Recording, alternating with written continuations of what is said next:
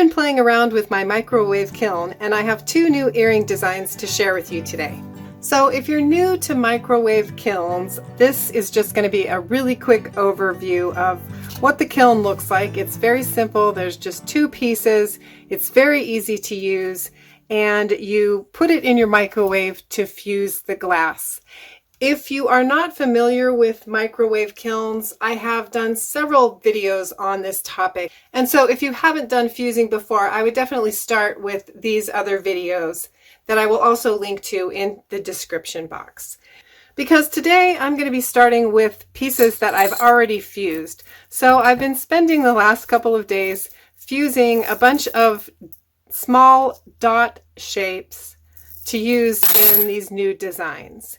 And as you might already know, I like to use recycled materials, so I'm using bottle glass here, which does limit my color selection a little bit, but if you look around, you should be able to find at least these 5 colors. So you should find clear, green, these blue colors are from vodka bottles, and the green and the yellow are from wine bottles. So again, I'm not going to go over the actual fusing process in this tutorial. If you'd like more information on that, be sure to check the description box for the additional resources. One thing you'll notice if you do this very much is that you are going to end up with some different sized dots.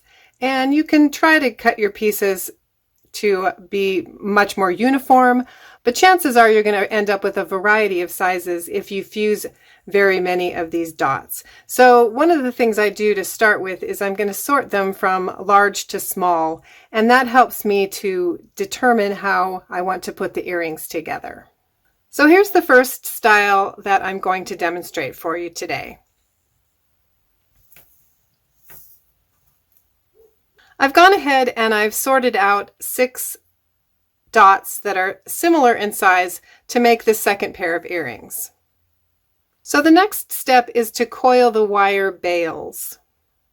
And there are actually 2 different styles of bale that you need to make for this style of earring.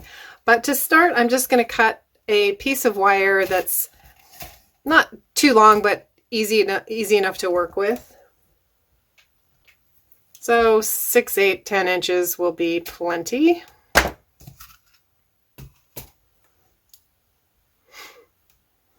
And I'm going to use my round-tipped jewelry pliers to make a flat coil.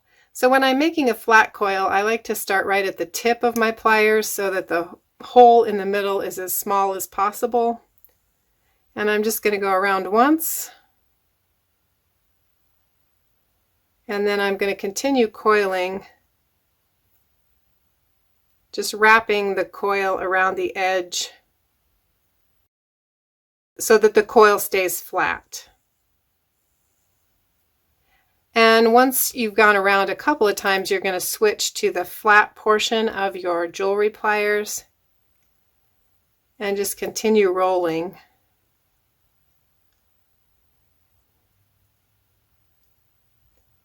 And you can make these as big or as small as you want to. These are smaller than the green pair, so I'm probably just going to go around twice. So I've gone 1.5 times here. But once I've got my coil big enough, I'm going to grab the wire and bend it at a 90-degree angle from my coil.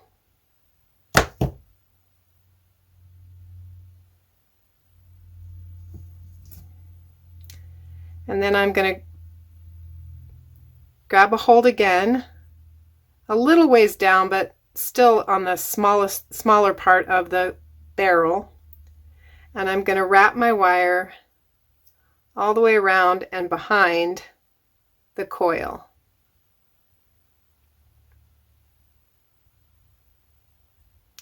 And then I'm going to switch barrels, grab my loop again, and pull the wire straight back. And that gives me a little notch for attaching the bales together. So for the top bale and the second bale, you need a little extra wire to make a loop to hold them together. And for the bottom bale, you'll see that it just ends right at the bottom of the coil. So for this first one, I'm going to make the two top pieces. And to do that, I want to go back and grab a hold of the coil, and I want to get a hold of this loose end here just at the bend. So I'm holding the whole thing tightly, and then I'm going to coil back to the bottom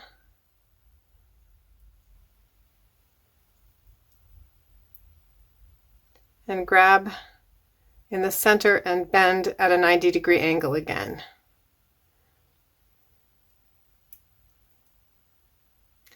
And then I'm going to trim this piece to about 1/2 inch. So this is what I'm calling jewelry bale A. And then the second one is very similar. I'm just going to trim the bottom off without the tail. So I'm going to go ahead and coil my wire into a flat coil.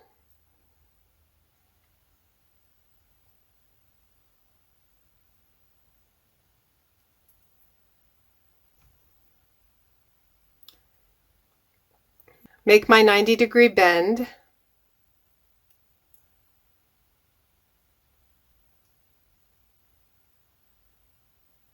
Grab a hold of the wire, twist it behind the coil,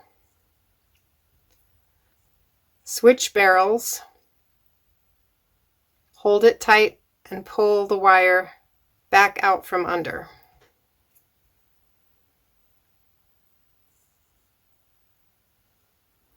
And I'm going to grab the whole thing with the flat portion of my pliers, roll this to the bottom edge to the center, and then I'm going to use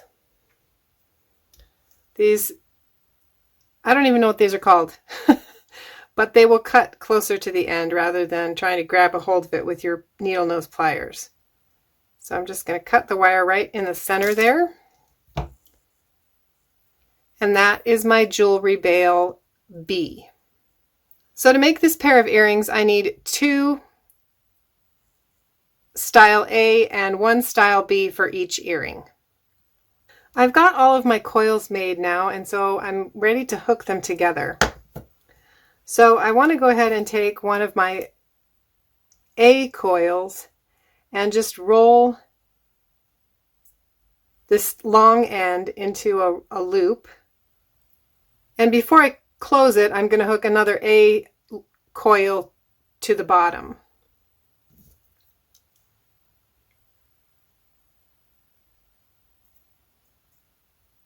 And then I'll do the same process and put the B coil on the bottom.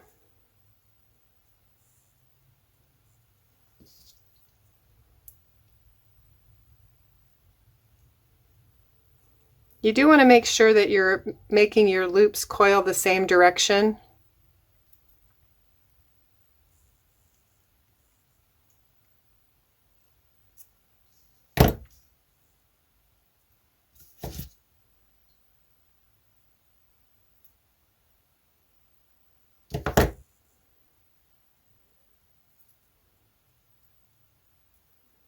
And I'm going to go ahead and attach the earring hook as well, just because it makes the whole thing a little bit easier to handle. If you've never worked with jump rings, you want to twist them open, not pull them open. And I like to use 2 pairs of needle nose pliers. I think that's the easiest way to do it.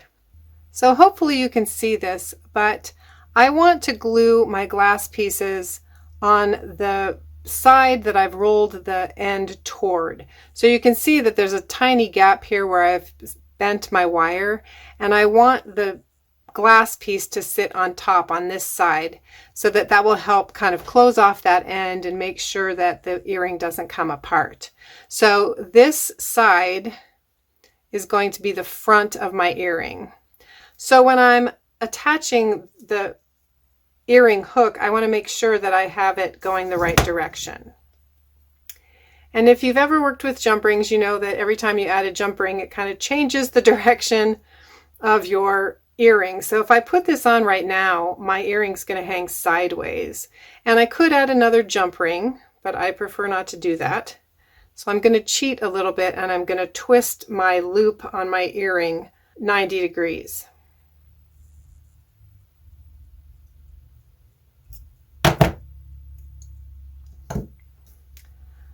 So hopefully you can tell the difference here, but this one's going up, it's laying opposite of the hook now.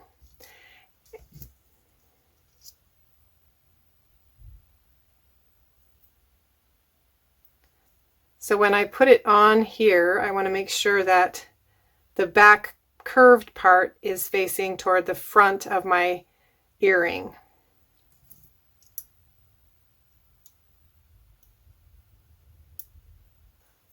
So I'm just going to go ahead and repeat that process with my other coils. I'm ready to attach my glass pieces to my coils, so I'm working on a little bit of paper towel here.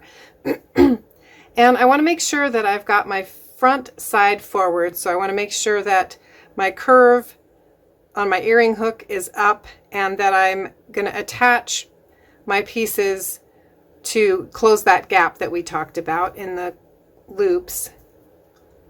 So I'm going to set both of those up, face up, and then I'm going to lay out my pieces just to make sure that I like the size that I have. These seem a little bit smaller, so I'm going to swap one of these out.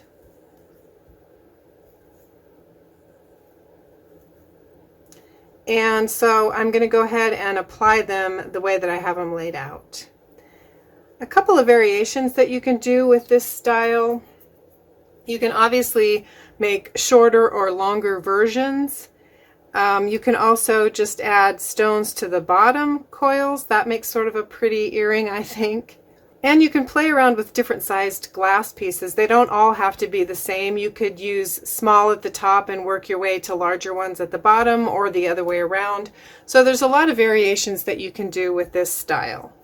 So I'm just going to carefully add a little bit of E6000 glue. Hopefully there's some in here.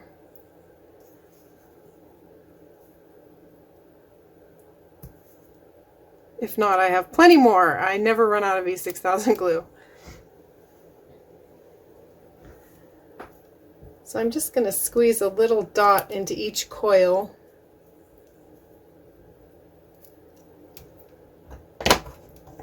Sometimes you have to get the pliers involved.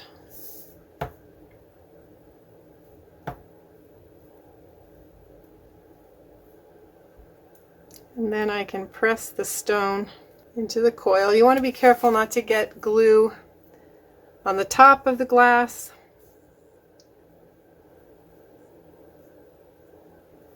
And you also want to make sure you're moving the earring around a little bit, because it will stick to the paper towel. So I'm just making sure that I'm pressing the stones in place, and then I'm going to definitely slide it off of the spot that it's sitting on, because I don't want it to stick to the paper towel. So I'm going to lay it out of the way here, and I'll probably want to move it again. The E6000 will set up pretty quickly, but it does take 24 hours to cure.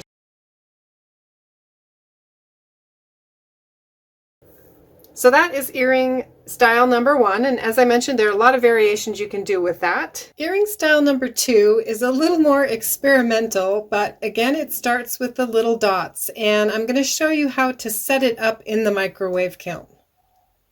So as always, you want to use a piece of kiln paper to protect your kiln base, and then I've already sorted out some small pieces of glass.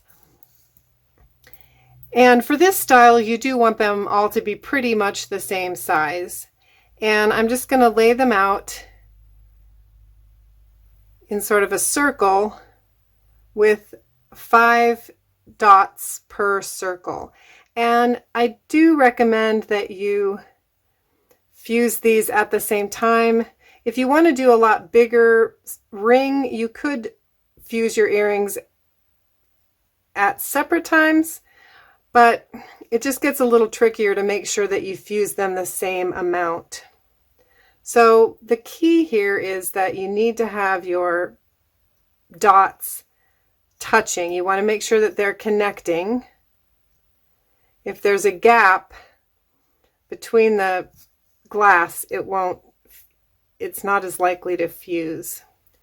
And the only tips I can give you for this process is you really need to know your kiln. So I wouldn't start with this fusing project if you've never done fusing before, because you want to know the timing that it takes your kiln to heat up. You want to be familiar with how your kiln works. And for this particular style, what I would recommend is heating your kiln more slowly. So if normally it takes a couple minutes to heat up your kiln, I would back that off to about a minute, and then I would just check the piece more frequently, because you want to make sure that you're not losing the definition of the dots, but you do want them to fuse together.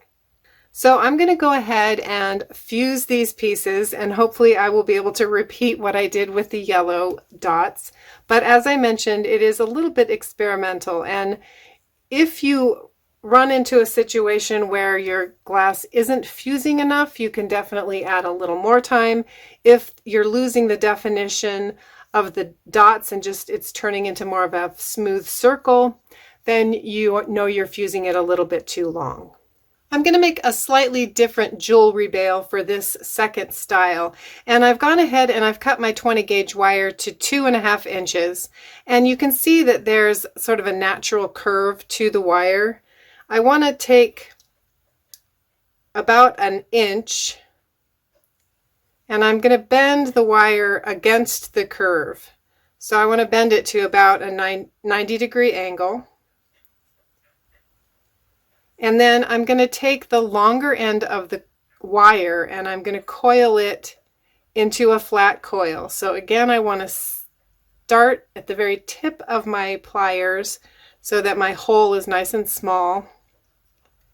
And I'm just going to roll the wire the same way I did to make the other jewelry bales into a flat coil until I get to this bend in my wire. So it should look something like this.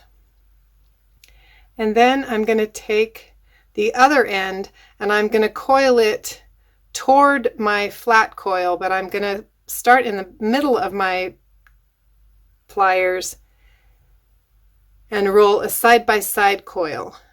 So I should be able to go around a couple of times. So I have a slightly different looking jewelry bale. So my kiln has had time to cool down, and we can take a look at how I did on my second pair of partially fused dot earrings. And it looks like this one is pretty good. It's going to be solid. This other one, excuse me, this other one, I'm afraid the fusing might not be sturdy enough, and you can kind of test it by trying to break along. This actually seems pretty firm. Now, if you dropped it, it could come apart. You know, there's no guarantee that it's not going to break, but it's not just snapping apart when I touch it. So these turned out pretty well. I also did another test. I was trying to fuse more together at one time, and you can see that this was a mistake. I'm not sure why, but the back of the kiln, or one side of the kiln, seemed to be quite a bit hotter. So at the time when I was fusing, I couldn't tell the colors, and I thought one of the colors was just fusing more than the other. But unfortunately, it was one of the blue and one of the green that fused a lot. Now these other two seem pretty good. So if I have more dots that are, although this seems like maybe a not terribly strong bond, but it's not really snapping. So I think these two are okay. So I may try to do these two so that I can have a matched set, or I guess I could have a green and a blue pair as well. I thought these would maybe turn out slightly differently as well, in that I could use them and they would just be sort of a different shape. But I think they lost their shape a little bit too much. So I would just put these back in the scrap and refuse them in a different way. So hopefully that gives you some idea of what can happen in your kiln. Probably it's better to have fewer pieces in there and really keep a close eye on them.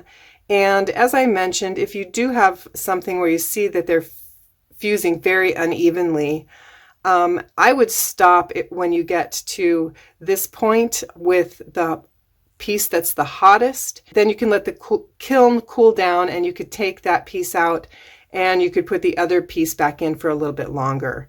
But it's entirely up to you, and as I mentioned, you probably just want to play around with your kiln and understand how it heats up and realize that not every piece that you make is going to turn out perfectly. So all I need to do to finish these earrings is just to use some more E6000 glue and glue my jewelry bale to the back of one of the pieces. And then I'll let that set up and I'll attach my earring hooks with the jump rings.